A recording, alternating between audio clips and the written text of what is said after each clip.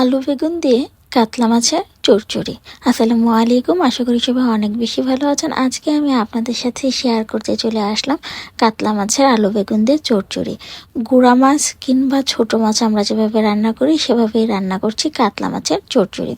শুরুতেই মাঝারি সাইজের পেঁয়াজ একটিকে কুচি করে নিয়েছি, দিয়ে দিচ্ছি 2টি মাঝারি সাইজের টমেটো কুচি, দিয়ে দিচ্ছি 1টি মাঝারি সাইজের আলু কুচি। এবার অ্যাড করে দিচ্ছি 1 চামচ মরিচ গুঁড়ো, হাফ চামচ হলুদ গুঁড়ো, 4-5টি কাঁচামরিচ, 1 চামচ লবণ, সেই সাথে হাফ চামচ মাছের মশলা, পরিমাণ মতো তেল। আমি এখানে হাফ কাপের থেকে একটু কম তেল ব্যবহার করেছি। এবার হাতের সাহায্যে খুব ভালোভাবে চটকিয়ে নেব। ভালোভাবে চটকানো হয়ে গেছে। এবার আমি অ্যাড করে দিচ্ছি বেগুন। আমি এখানে একটি মাঝারি সাইজের বেগুনকে চিকন করে কেটে নিয়েছি। এবার একটু আলতো হাতে সবগুলোকে মাখিয়ে নিচ্ছি। এই তো আমার মাখানো শেষ হয়ে গেছে। এবার আমি অ্যাড করে দিচ্ছি মাছটাকে। আমি এখানে কাতলা মাছের 4টি পিস নিয়েছি, একে একে সবগুলো দিয়ে দেব। মাছগুলোকে আমি আলু বেগুনের নিচের দিক দিয়ে একটু চেপে চেপে বসিয়ে দেব। এভাবে আমি সবগুলো মাছ নিচের দিক দিয়ে আলু বেগুনের নিচে বসিয়ে দেব।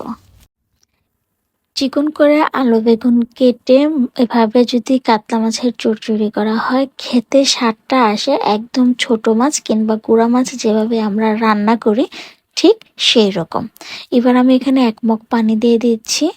আমি একটু মাঝারি সাইজের মগ দিয়ে 1 মগ পানি দিয়েছি। নর্মালি বেগুন থেকেই পানি উঠবে, তারপরেও আমি 1 মগ পানি দিয়েছি যেন আলু বেগুনটা ভালোভাবে সিদ্ধ হয়ে যায়।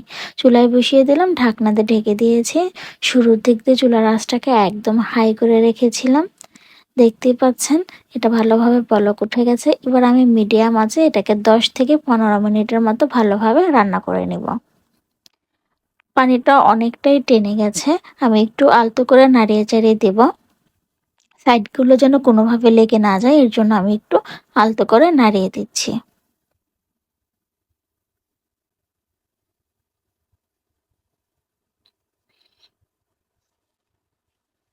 এবার আমি অ্যাড করে দিচ্ছি উপর থেকে ধনেপাতা কুচি।